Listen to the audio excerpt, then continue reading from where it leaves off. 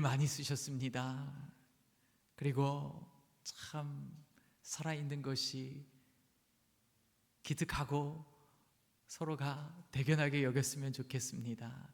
우리 옆 사람을 보고 함께 인사하시겠습니다. 한 해 동안 참 애 많이 쓰셨습니다. 살아있는 것이 대견해요.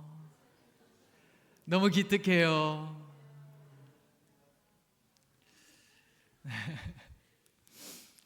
자, 오늘 제가 말씀을 때가 되면 높이시리라 라고 하는 말씀으로 이렇게 제목으로 말씀을 준비했는데요. 그 사진을 보여주시면 여러분들이 잘 아시는 화가입니다. 반고흐라고.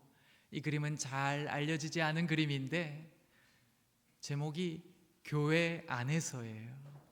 예배드리고 있는 사람들의 모습이 잘 보이실지 모르겠지만 보시면 예배 태도가 어때 보여요? 이렇게 썩 좋아 보이지가 않죠. 이 사람들이 다 피곤해서 졸고 있고 머리를 이렇게 지지하고 있고 지금 설교자에게 눈빛을 맞추고 있는 사람은 단 한 명도 없어 보이잖아요. 반고흐가 신앙의 이야기를 해 나아갈 때 그의 그림으로 뭘 얘기하고 싶었냐? 신앙의 위로하는 부분들을 초점을 맞춘 거기보다는 인내하는 부분에 초점을 맞췄습니다. 신앙이란 완벽한 확신 속에서 이루어지는 것이 자기가 겪어보니까 아니었더라. 그도 아버지가 목사님이었고 그리고 전도사 시절도 겪었는데 참 쫓겨나게 됐거든요. 그래서 붓을 들게 된 것인데 의심 속에서도 오히려 자리를 지키는 것이 신앙의 일이더라.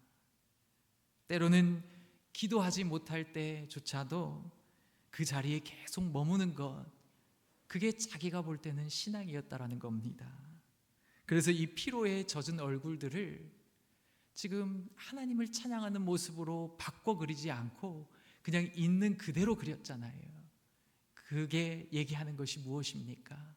바로 이 얼굴들이 예배당에 가장 합당한 경건한 얼굴들이라고 그는 생각했던 것입니다. 교회 안에서조차 비록 삶의 무게가 다 해소되지는 않았지만 서로가 그 안에서 끝까지 그 신앙 붙들면서 삶의 무게들을 지고 앉아있는 것만으로도, 함께 견디는 그 순간만으로도 이것이 신앙의 본질이자 하나님을 섬기는 이들의 모습이구나. 비록 흔들리지만 그 하나님을 잃지 않으려고 하는 그 인간의 모습 속에서 반고흐는 신성함을 보게 된 것입니다. 오늘 저희가 읽으신 베드로전서의 말씀은 인내의 현장에 주어지는 하나님의 말씀입니다. 사도가 마지막 권면으로 인내해야 할 그 그리스도인들에게 전해주는 권면이죠. 4가지 명령으로 되어 있습니다. 그리고 그 인내하는 신자들을 위해서, 그들의 유익을 위해서 행해 나아가실 하나님의 행동들이 4가지로 기록되어져 있는 것이 오늘 본문의 구조입니다. 먼저 뭐라고 이야기를 하느냐? 4가지는 6절에 보시면 겸손하라입니다. 사도 베드로가 인내해야 할 신앙인들에게 주는 첫 번째 명령은 겸손하라. 그리고 두 번째는 8절 근신하라, 깨어라. 근신하라가 두 번째고 깨어라가 세 번째입니다. 그리고 마지막으로 9절에 대적해라. 악한 우리를 삼키려고 하는 이들을 끝까지 맞서서 싸워라. 그것이 사도 베드로가 주고 있는 마지막 권면입니다. 그렇게 하는 그들에게 하나님께서 행하실 일들이 무엇이냐? 바로 10절 후반절입니다. 온전하게 하시며 굳건하게 하시며 강건하게 하시며 터를 견고하게 하시리라. 왜 인내하는 현장인가? 교회라고 하는 곳은 하나님께 헌신하는 그런 문제에 있어서 정말 진지한 사람들이 모이는 공동체가 교회입니다. 그러니까 하나님에 대한 헌신을 진지하게 여기지 않는다고 하면 아직 신앙에 들어서지 못했다고 봐야 되는 거예요. 우리가 정말 하나님 앞에 진지하게 임하고 있는가? 그거를 우리는 다른 말로 믿음이라고 이야기를 합니다. 믿음으로 살아가다 보면 그에 걸맞는 좋은 삶이 펼쳐져야 되는 것이 맞는 인과관계인 것 같은데, 근데 오늘 베드로전서의 현장에 있는 그리스도인들의 삶의 자리는 믿음을 붙들면 붙들수록, 신앙에 더 진지하게 임하면 임할수록 삶이 눌리게 되고 고난을 당하게 되는 거예요. 이건 누구라도 받아들이기 힘들죠. 신앙인이라고 해도 이 모습을 받아들이고 신앙생활에 들어서는 사람은 없을 겁니다. 근데 거기에 대고 사도가 먼저 얘기하는 것은 겸손하라 라고 얘기를 해주는 것이죠. 스스로를 낮추라는 것입니다. 그런 모습들이, 그런 지위가 당신네들이 원하지 않는 모습일지 모르겠지만 그게 하나님의 뜻에 맞는 것이니까 인정하고 그 지위를 받아들여라. 그 얘기가 겸손하라는 뜻입니다. 낮아진다는 뜻이죠. 겸손한다는 것은 그거 맞는 거니까 받아들이세요. 그 얘기를 하고 있는 겁니다. 근데 문제는 그것을 받아들이고 나면 이제 근심과 염려가 생기는 것이 사람의 모습이죠. 왜요? 하나님을 붙들면서 낮아져야 된다고 한다면, 내가 스스로 먹잇감의 자리에 처해야 된다고 한다면 이제 근심이 되는 거예요. 염려가 되는 겁니다. 그때 사도가 뭐라고 얘기하냐? 근신하라, 깨어라. 다시 얘기하면 정신 차리고 있어라.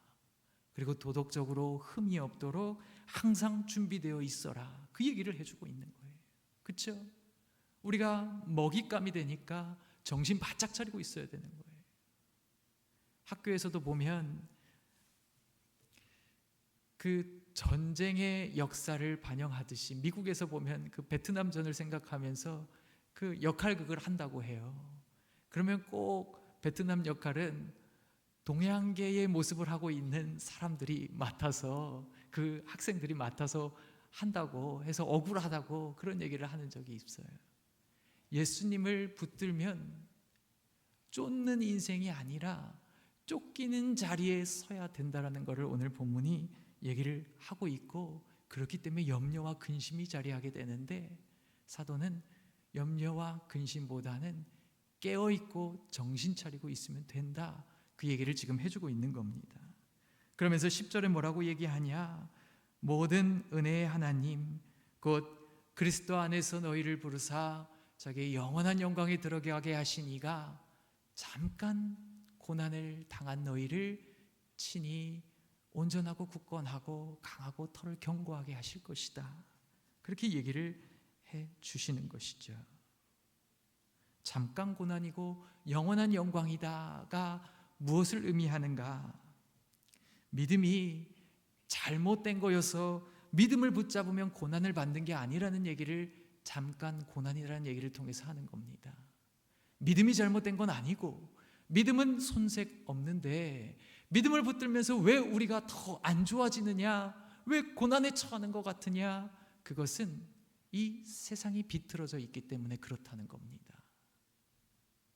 죄로 인해서 이 세상이 비틀어졌기 때문에 옳은 것을 붙들면서도 고난을 받아야 되는 이런 잘못된 뒤바뀐 세상에 살아가지만 그거 잠깐이고 하나님께서 다시 세상의 질서를 바로 잡으실 때가 올 텐데, 그때에 지금 너희들 앞에 서 있는 그 행동 양식이 너희를 신원할 것이고, 너희를 하나님께서 강하게 할 것이고, 털을 견고하게 하실 것이고, 마침내 하나님께서 일으켜 세울 것이다.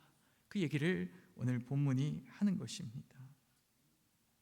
때가 되면 너희를 높이시리라. 오늘 본문의 구조를 잘 보시면 6절은 5절 뒤에 붙는 것이 아니라 6절부터 12절까지가 하나의 단락인데요.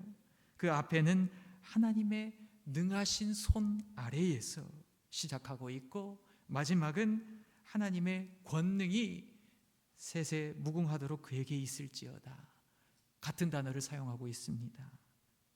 크라토스, 하나님의 힘입니다. 지금 이 인내하고 살아가야, 고난을 뚫고 인내해야 되는 이 현장에 하나님의 권능의 품으로 품고 있는 그 모습이, 그 모양새가 오늘 본문의 구조라는 것이죠. 하나님의 권능으로 시작해서 하나님의 권능으로 마치고 있는 가운데서 너희가 인내하는 것이고, 너희가 기다리는 것이고, 마침내 하나님께서 일으켜 세우실 것을 기대하는 거예요. 그냥 맹신하는 것이 아닙니다. 근거 없이 하나님을 인내하면서 기다리는 게 아니라는 겁니다. 때가 되면 너희를 높이시리라. 다만 우리가 잘 받아들이지 못하는 이유는 무엇이냐? 세상과 같이 좋은 지표로 낙관적인 결과를 예측하는 것이 아닙니다. 상승곡선을 그리면서 낙관적인 부분을 예측하는 것이 아니죠. 오히려 교회의 현장은 상승곡선일 때보다는 늘 하강곡선, 떨어지는 가운데서 하나님께서 일으켜 세우시는 그 놀라운 은총이 있을 때가 많이 있습니다.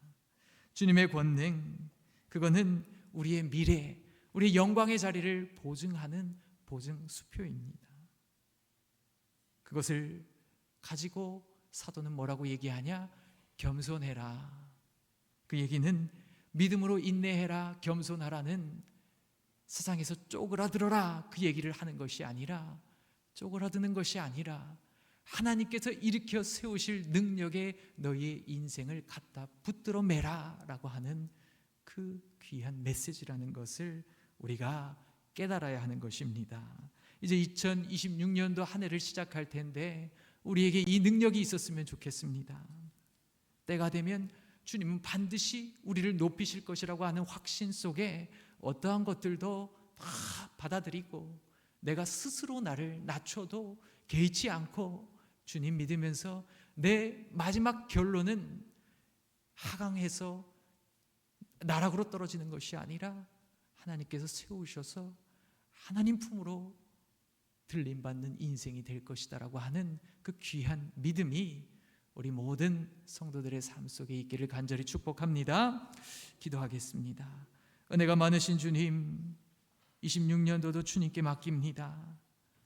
우리의 인생, 우리의 삶의 무게 각자 어떠할지라도 주께서 우리를 신원해 주실 것을 믿고 오늘도 그 삶의 무게를 담담히 받아들일 수 있는 저희 되게 하옵소서. 때로는 너무 힘들 때 주님께 기도할 수 있도록 하시며, 우리에게 허락하신 사랑하는 교우들을 통해서 서로 함께 이겨낼 수 있는 믿음의 능력도 허락하옵소서. 거룩하신 예수님의 이름으로 기도합니다. 아멘. 찬송